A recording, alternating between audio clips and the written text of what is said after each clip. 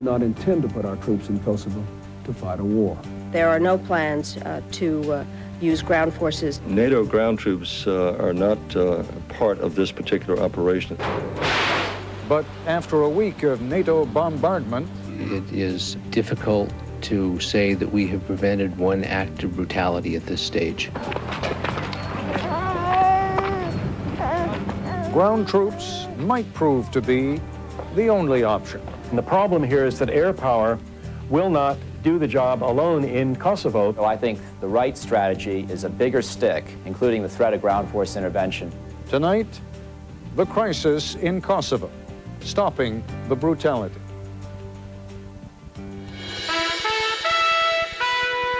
From ABC News, this is Nightline. Reporting from Washington, Ted Copple. The Clinton administration may be right. NATO's bombing campaign may yet convince Slobodan Milosevic to withdraw his troops from Kosovo. But in a few more days, those troops will already have driven several 100,000 Kosovar Albanians out of the country, not to mention those who've been killed. The bombing may induce Milosevic to resume diplomatic negotiations, but the Rambouillet Agreement, which the Kosovar Albanians signed and which Milosevic refused to sign, is now largely irrelevant.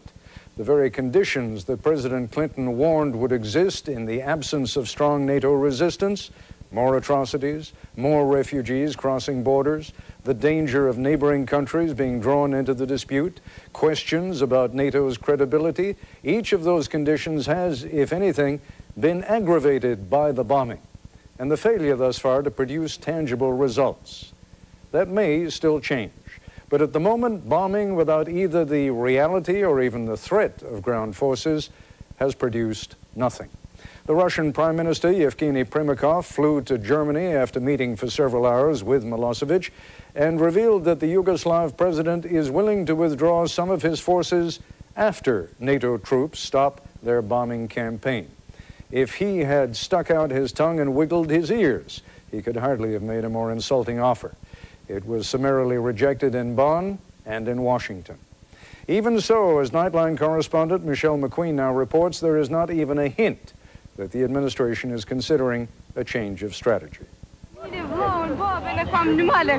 I'm missing 3 brothers and my mother and father. Whatever NATO leaders had in mind when they launched airstrikes against Yugoslavia last week, it certainly was not this. If the faces don't tell the story, perhaps the numbers do. According to NATO and the United Nations, more than 100,000 people have fled or been driven out of Kosovo in the last week alone. More than 500,000 ethnic Albanians are now displaced, and there are reports of ever more brutal attacks on unarmed civilians by soldiers, paramilitary forces, and the Serb police. I'm separated from all the people in my village. I don't know where to start looking for my family. I think the first thing to do is to recognize that we are losing this right now. It is not enough to make Milosevic pay some kind of a price to punish aggression while he continues to depopulate Kosovo and kill many ethnic Albanians. If we are not saving lives, we are failing. I think right now it is difficult to say that we have prevented one act of brutality at this stage. Despite these horrors, the Clinton administration has held to its mantra. There will be no ground troops without a peace agreement. I do not intend to put our troops in Kosovo to fight a war. We have no plans to use ground troops. We have no intention of using ground troops. We have no intention to introduce ground troops into Kosovo. There are no plans per se to introduce ground troops. NATO ground troops are not part of this particular operation. Administration officials seem to believe that ruling out ground troops would diminish the risk of U.S. casualties and thus forestall political opposition. Ground combat presents serious military challenges as well. But despite the risks, a growing chorus of experts says that ground troops will be necessary if this mission is to succeed. We have a stark choice. The choice is essentially abandon the Kosovo Albanians in Kosovo, find some fig leaf, or commit ground troops. We have to take whatever measures are necessary, even reluctantly introducing ground forces, including the threat of ground force intervention. We're going to have to bring in ground troops. Make the decision, put them in now. What ground troops can do that air power cannot, these experts say, is to create safe havens where they would have a better chance of protecting the ethnic Albanians from further attack. Going in and securing some sanctuaries would be a matter of, say, 48 hours for limited areas to a week for significant areas inside the parts of Kosovo near the Albanian and Macedonian border. Air power works well when our ground forces are teaming up with them, because in that kind of a situation, to the extent, for example, that Serbia tries to maneuver in order to take on our ground forces who may be coming at Serbia from a given direction, we can hit those moving armored forces very hard from the air. And even a small initial force could have a big impact on the Serbian leadership. The problem is in Belgrade, but you don't get to Belgrade by bombing Belgrade. You get to Belgrade now by hitting the troops down in Kosovo. One brigade tells Milosevic, commitment time. We are here and we're going to stay. But understand, there are going to be serious risks. And if the Serbian forces should attack with everything they've got, with armor and artillery, against light forces, it could be a very, very bloody engagement. For the military and for civilians. If you fight your way in, and you have refugees pouring up and down the roads, and you have military engagements, civilians are going to die, and they have to die. Still, the experts say, there are forces who can get to Kosovo in time to stop the ethnic cleansing. We can move in the Marines. We can provide, potentially, in a week to 2 weeks, 1 to 2 light divisions, the 82nd or the 101st, which has a lot of firepower, anti-tank weapons, and is very good at using attack and assault helicopters. There also is a very large set of NATO forces. The Italian army has a power projection force. It can move. The French have a rapid deployment force. It could move into this area. One of the German corps has mountain troops plus 2 heavy divisions. It would be a matter of days, but if it had to move into Serbia proper from the north, it could do it. But whether the rest of NATO would go along is another question. The decision to introduce ground forces would have to be a decision that is reached by all the NATO partners. I think that will be a very difficult position to reach. In a fair and perfect world, it's absolutely the case that the Europeans should be providing the bulk of the forces. But they are not, and they will not. So for now, at least, the president and his NATO allies continue to hope that air power alone will cause Milosevic to back down. We must not allow, if we have the ability to stop it, ethnic cleansing or genocide. Anywhere we can stop it, particularly at the edge of Europe. Today at the Pentagon, officials announced that the campaign will begin to focus more intently on Serb troops stationed on the ground in and near Kosovo. That began in earnest last night with attacks on staging areas and other places where troops gather. The plan is for low-flying aircraft like A-10 tank killers and Apache attack helicopters to go after Serb armor. But with bad weather affecting the air campaign and attacks by the Serbs escalating, pressure to at least consider using ground troops is growing. Tomorrow, a group of senior foreign policy experts, including such well-known names as former UN Ambassador Jeane Kirkpatrick and former Secretary of Defense Frank Carlucci, will call for the deployment of NATO ground troops to end what they called the genocide in Kosovo. This is Michelle McQueen for Nightline in Washington. Is the option that everyone dreads, ground troops in Kosovo, the best option we've got? That question when we come back. Combat Command was during the Gulf War. He is now the director of the National Security Program at Harvard's JFK School of Government. And joining us from Manchester, New Hampshire, Robert Pape is Assistant Professor of Government at Dartmouth College. Mr. Pape recently published a book on the use of air power. General Scott, since you're the only one among us who has commanded ground troops, I wonder if you would tell us what the great fears are about introducing ground troops into Kosovo. Well, I think the great fear is on the political side. I don't think that the military has any particular fear of introducing ground troops. I do think that if you're going to use ground troops, you have to prepare the American public, as was done before the Gulf War, for battle and for casualties, and that has not been done. In fact, the contrary. We have repeatedly said that we do not plan to use ground troops and that air should carry the day, which remains to be proven. Has that ever happened in your experience, that air alone has carried the day? No, and it's unlikely in circumstances like this that it will. So far, using air, we have not been able to convince Mr. Milosevic that he and his regime are at risk. Is there something particularly dangerous about fighting Serbian troops? And the reason I ask that question is, given the terrain, given the experience of the Yugoslavs in fighting against the Germans during the Second World War, even the Soviet Union at the height of its power was a little bit reluctant to mess with Tito and the Yugoslavs. Now, is there something about that that makes people reluctant to send ground troops in there? I don't think it's necessarily fear of the Serbs. Remember, they are prisoners of the equipment and the doctrine that the Soviet Union had, which has failed on every battlefield so far. I think that the issue is, are we willing to accept the notion of some casualties in order to put troops on the ground and to have a positive outcome on the conflict? Mr. Pape, your experience is, or your expertise is in the study of air war. Would you give me the same answer if I put the question to you that I put to General Scott? Is there an example in recent years of an air war alone doing it? Not only isn't there one in recent years, but in the 75 years we've been using air power, and of over 33 air campaigns in history, there's not a single case where air power has won a war by itself. Then do you have any explanation for what made NATO think that this would do it?